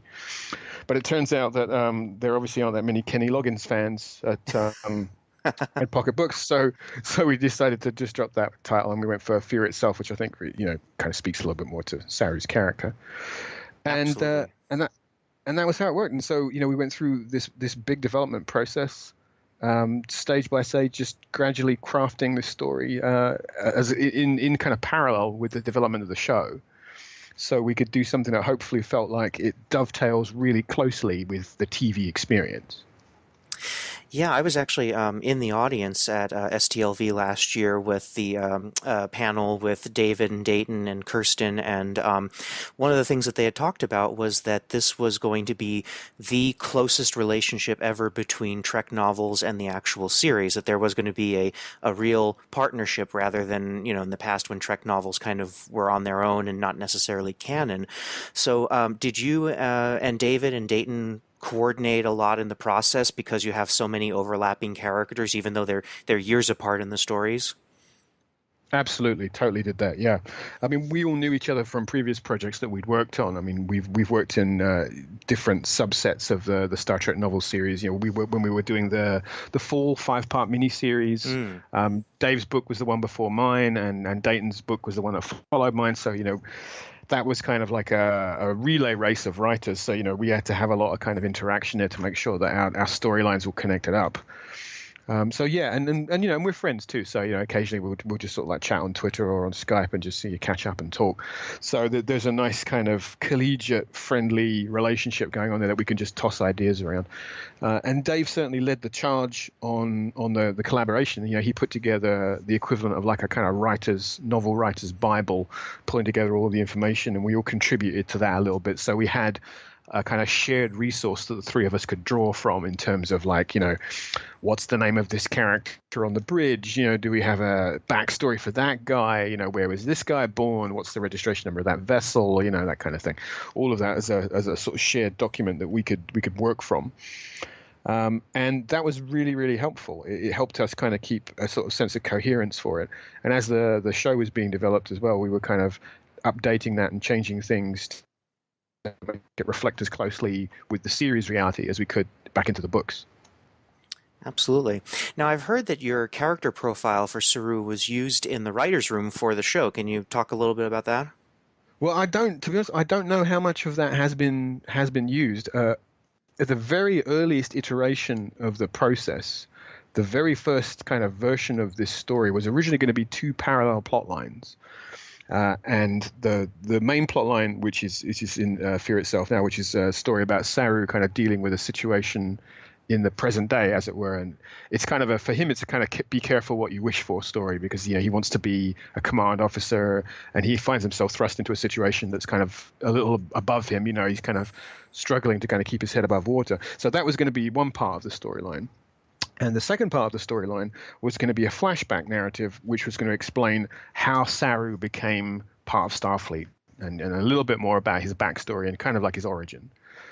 And I remember at the early stages when they said, do you want to write the origin story for Saru? I said, you guys really sure you want me to do that in a novel? Because this is a pretty big deal for a pretty strong character. And, this feels more like something you'd want to do on the TV show because it's a really cool idea, And obviously the TV show has the pick of the better ideas because it's the thing that leads the whole franchise. Mm-hmm. And they were, no, we want you to do it. So, I was like, are you quite sure? You really, really, really sure you want me to do this? And then, yeah, go ahead. So I started putting together a plot line. But as time moved on, I think they kind of came around, they saw my point of view, and they were like, actually, you know what? It's true that Saru is really getting a lot of kind of energy from the story. It might be better to tell this story, have the freedom to tell this story on TV. So I'd worked out a lot of backstory about not just his character, but ideas about his species and about how they'd evolved and what their home planet was like. And I put together a whole bunch of notes, some of which I touch on a little bit in Fear Itself. But when we were done, I kind of handed that all over to the writer's room, and I said, if you guys want to use any of this, that would be terrific. But obviously, it's up to them. So, we know for a fact there is going to be a Saru-centric story. We are going to visit his home planet of Kaminar, and I was very pleased as well. This is the first place that in the book, that's the first place Saru's homeworld is actually, the name of it's actually mentioned. So we have a little bit of connective matter going on there. And but what they do with it in the show, I have no idea. It would be really great if they use some of my stuff. I would feel really, really happy about it. But obviously, they have to pick what's going to work best for the show. So we'll see how it plays out. Well, that's got to be really exciting. And I know you have a history of that as well, because you did 2 storylines for Voyager that were then sent to the writer's room, correct? That's right, yeah. Excellent. That was kind of the, I said at the beginning of the interview about how kind of Star Trek was dovetailed with my my writing career. That was pretty much, the Voyager things were pretty much my very first professional sales as a writer. Back in the day when Star Trek used to be open to unagented writers where you could come in and pitch scripts and story ideas, I pitched, over the course of a few years, I pitched a couple of ideas to Voyager. I mean, I think in total I probably pitched, maybe 200 or 300 separate ideas. And out of that, I managed to sell two premises, which were then taken up and made into full-on episodes. And that was pretty much the beginning of my professional writing career right there. And so, in a way, I kind of owe Star Trek a debt of gratitude for helping me get to the career that I'm in now. That is fantastic. Well, let's talk a little bit more about Saru in the book. How did you approach a character whose main trait is fear? Well, I think, everybody knows what it's like to be afraid of something, right? He's an interesting character because I like his depth and nuance. I like the fact that there's a lot of things about him that conflict with each other. He's got an ego, but he wants to be liked by people. He's kind of a bit arrogant and haughty, but at the same time, he's kind of a little bit fragile and vulnerable. And I really like the conflict within him. And a character like that, once you've got someone who kind of envelops those conflicting attitudes, you immediately get good drama kind of bubble out of that. So as a compelling character, he was fun to take on. Just from the very first iterations I'd seen of him on the page, and then I started seeing the character designs. There's that character design that's just come up recently, the one with the multiple eyes. That was right at the very beginning. We were talking about this version of him with all these different eyes, and then that fell away, and we ended up having the version of the makeup that we see now. And then I saw the photographs of Doug Jones playing the character, but it was quite a while before I actually saw him kind of moving around and walking and talking. So to begin with, I had this static kind of version of him in my head. But I think once I saw some footage of Doug encapsulating the character, he really kind of bloomed and became like fully formed in my mind. And that was where I took him on. And he's atypical. When we think of most of Star Trek characters that we know, most of them are pretty competent and they're pretty straightforward and they kind of know themselves. And often when we see characters on the other Star Trek shows, they're on a journey to learn more about themselves, but they're already in a good place usually. I think Saru's journey is a very strong one, because he's going from this place of being kind of unstable and kind of slightly nervous about his place in the world, and he knows what he wants, but I feel like he's got a long road to travel. And that was immediately interesting to me, is that how does somebody like this, having to deal with what some people might consider kind of handicaps, being a bit of a scaredy cat about stuff. And how does he get past that? How does he get to improve himself and not be defined by these traits of his nature? And that to me is a really interesting place to attack a character and to take a narrative from. Yeah, and I love a lot of the parallels that you drew in the book that directly relate to episodes of Discovery, like when he says "We are Starfleet," which goes draws that straight line to his wonderful speech towards the end of the season, and I love when he and Burnham are debating whether they're going to use the EV suits just like in the pilot. So there's so many great connections. Talking about the considerable development that you see in both Saru and Burnham in the first season of Discovery. Knowing that was going to happen, was it difficult creating an arc for them that would take place years before as well? Well, I was kind of lucky because I was still writing Fear Itself after the first season finished. So because I was kind of tail end Charlie of the first 3 books, I had the most amount of time to assimilate the way that the show was being written and the final version that everybody saw on TV. So the elements you're talking about there, the deliberate connections that I laid in, those kind of deliberate moments of foreshadowing, I had the luxury of having seen the whole series. Nice. And so I knew how things were going to play out.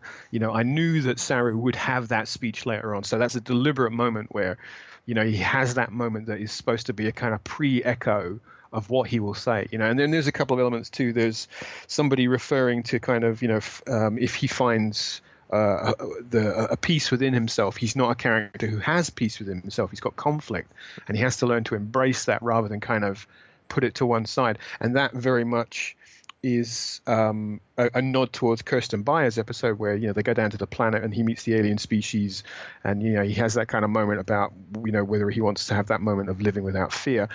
And the kind of truth I wanted to touch on is that he can never truly be without that because it's such an important integral part of his personality. So all of these things, I drew these threads backwards from the show, and I thread them through this story that's taking place 4 years earlier.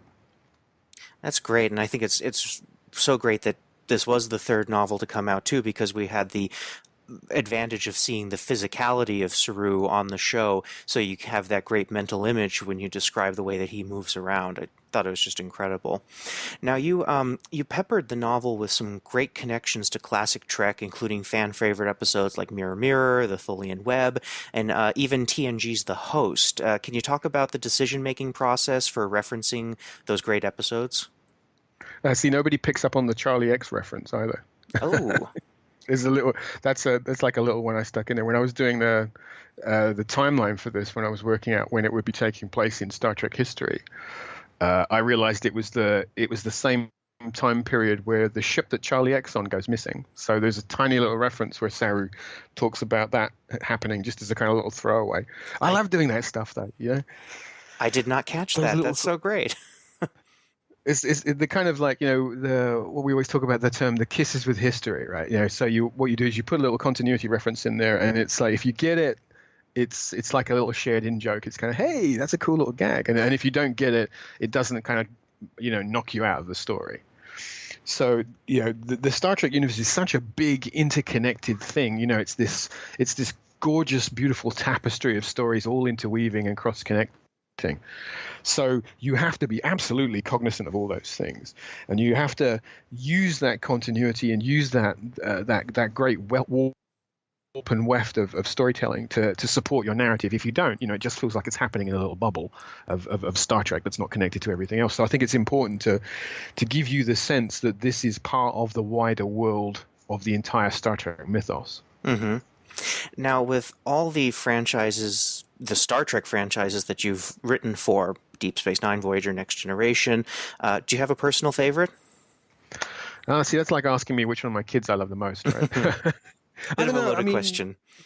Yeah, it is. I mean, I love every piece of Star Trek. I mean, there's, to a greater or lesser extent, I don't think I've ever come across any Star Trek that I just didn't like. There isn't one series I'd point out and go, that's my least favorite. I think if you held me to it, though, I would probably say the original series, because that was the first, like I said earlier, my first fandom. That was the first exposure I had to Star Trek. So I think classic Trek is probably my favorite show, just because I came in there first. But I like them all in different ways. Excellent. So do you have any plans for more Discovery novels coming up? Well, things are kind of up in the air a little bit with the Star Trek books right now, but I would absolutely love to come back and do another one. I mean, having seen all of the first season now and the whole sort of seen the full coherent shape of the way the show's evolved, it is very much a kind of novel for television. It's not the kind of episodic model that we're really used to from other Star Trek shows. It is this multi-part story that does have this whole kind of arc for these characters. But I have to wonder, though. I mean, I was just thinking about this a couple of nights back. I got my my box of comp copies of Fear Itself, and I was admiring them and thinking, oh, this is great. I'm so pleased the book looks really good when it's finished. It's always lovely to have a copy that you can kind of hold in your hand, right? And I thought, what would I do next? If I got the call tomorrow and they said, okay, Jim, do another Star Trek Discovery novel, what would I do? And the thing is the continuity for season 1 of the show is so tightly wrapped that it would be really difficult to find a story that you could kind of slot in the gaps between episodes. Mm-hmm. Because, there's so much going on there, and the nuances are so sort of like cross-connected. It would be hard to say, well, I'm going to put an episode in here between this episode and this episode and have the characters go off and do something, because you couldn't explore a lot unless you took them really, really kind of far away and out of it. So that's part of the reason why I think certainly this first trilogy of books have all been prequels, because it's given us a much greater degree of freedom to not only kind of set up and foreshadow stuff, but also explore these characters at a different time in their life, when their nuances and their sort of development has moved in a different direction.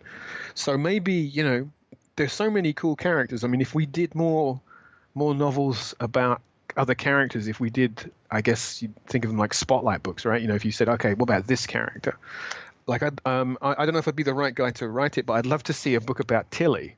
Oh, absolutely. I think she's a great character. It's funny, you know, when I was reading the script, when I first got to that scene, you know, where Tilly appears for the first time, and she says, "Oh, you're not Michael Burnham, are you?" You know, and I remember reading that and thinking, "Oh, I don't know about this character. You know, she could be really annoying because she's kind of, you know, the way she comes across on the page." I was like, "I'm not sure." And I thought, if they don't get an actress who can play this character with warmth and nuance, this character's just not going to work. And then I saw Mary Wiseman in the show, and I was like, "Oh, she's brilliant!" And I fell in love with her right away, you know. And thought she became one of my favorite characters on the show. So I'd love to see something about Tilly, you know, an exploration of kind of where she came from and who she is. I think it would be very interesting to write a story about Ash Tyler. Oh yeah, you know, because you know, here's this guy who, you know, I mean, technically, spoiler alert, we don't even actually see him really on the show, do we? It's like the Lorca thing, you know, when we meet Ash Tyler, that's not really him. And you know, we know kind of where he ends up, you know, when he gets captured by the Klingons at the Battle of the Binary Stars. And immediately I thought, well, there's the end point to that guy's story, but what kind of narrative could we have that would lead up to that? You know, who was he before all of this? You know, what put him into Starfleet, and why did he become the man that he was? You know, so I think that's a very interesting idea. And we've got this suite of other interesting characters on the bridge, you know, all of whom we've seen little insights, little flashes of their character. Is like, who are they? Where do they come from? Why are they? You know, what's Kayla Detmer's backstory? You know, or then we've got characters like Aram, you know, the cyborg character. Is like, why is she? You know, why does she look like where she does, and what kind of planet did she come from? What was her development? You know, these are all really interesting ideas. Whether they're enough to support a novel or not, well, you know, we'd have to see. But I think there's a lot of characters worth exploring there, and there's also a lot of nuance to be taken out of the tone and the texture of the Star Trek universe at this time period, because we're talking about this pre-Kirk pre-TOS era, where things are a little bit more fast and loose, and things are a lot rough around the edges. You know, the Starfleet that we see is not quite as kind of clean and pristine as the one we see in TOS. You know, they haven't got to that place yet. They're not quite as good as a group of people yet, you know, because there's still a lot of moral conflict and people haven't found their path yet. And that, again, is an interesting thing for a writer to tackle, is how do you take this thing that you know is going to become this organization with these values at some future point, but they're not there yet. That exploration, you know, that development, that's an interesting path to follow. Absolutely. And just to harken back to a reader's poll we actually did for our podcast, what you were saying about future tie-in novels, it's funny you mentioned those, because we did a poll and we actually had a three-way tie at the end of it, pretty close. The backstories that people wanted to hear the most were Sylvia Tilly, Ash Tyler, and then Stamets and Culber. So the fandom is definitely there right with you, and they want to hear these backstories. So there's so much more to tell, and we certainly hope you're going to be telling more of these stories, because we really enjoyed Fear itself. The praise on our Twitter for it has been immense. People picked it up the day it came out, and they were speed reading it and then rereading it right away. So thank you so much for creating just another great piece of Trek history here. And thank you very much. That's really great to hear. I mean, you know, we're lucky here because we have kind of two prongs of narrative. You know, of course, I have to say, is not only are we doing the novels here, but we also got the comic books too. So yes, you know, we've got backstory about you know, the Klingon characters. And the Mirror Universe characters, and like you said, Culber and Stamets, that's been touched on with the comic books. You know, so we're exploring all of these kinds. I mean, I'd love to do that. I mean, I'd love to grab grab a little bit of the comics action because I'm a big comics nerd as well. I'd love to write a Star Trek comic at some point. But yeah, it's absolutely true. There are a lot of fascinating places we can go with this, and I'm just so pleased to hear that people are enjoying the book and enjoying my take on the character. It's been an absolute thrill to be involved in this and to write about an interesting character like this. It's no great chore to sit there and say, well, here's this great tool set of stuff. Here's this cool character, and here's this cool story, and here's this cool thing. Do you want to go off and write a novel about that? Absolutely, yes, I do. It's fun to have this job. I bet. Well, James, how can people follow you online to learn more about what you're doing? Best place to find me is on Twitter @JMSwallow, or you can look me up on my blog, and that's jamesswallow.blogspot.co.uk. Excellent. Well, thank you so much for taking time to talk with us, and we're looking forward to a lot more of your writing in the future, and we're going to be covering some of your back catalog in future episodes. We're going to be doing the fall series at some point. It's, so well regarded among the Trek novels, so we're really looking forward to reading a lot more of your work, and hopefully we can talk with you again soon. That's great. Yeah, I would look forward to it. Thanks a lot. Well, this has been the Reading Trek Fear Itself mega episode. I want to thank all of our guests, including author James Swallow, for joining us, and now Captain Picard would like to let him read in peace. I will leave you now to your book. That is all I ask.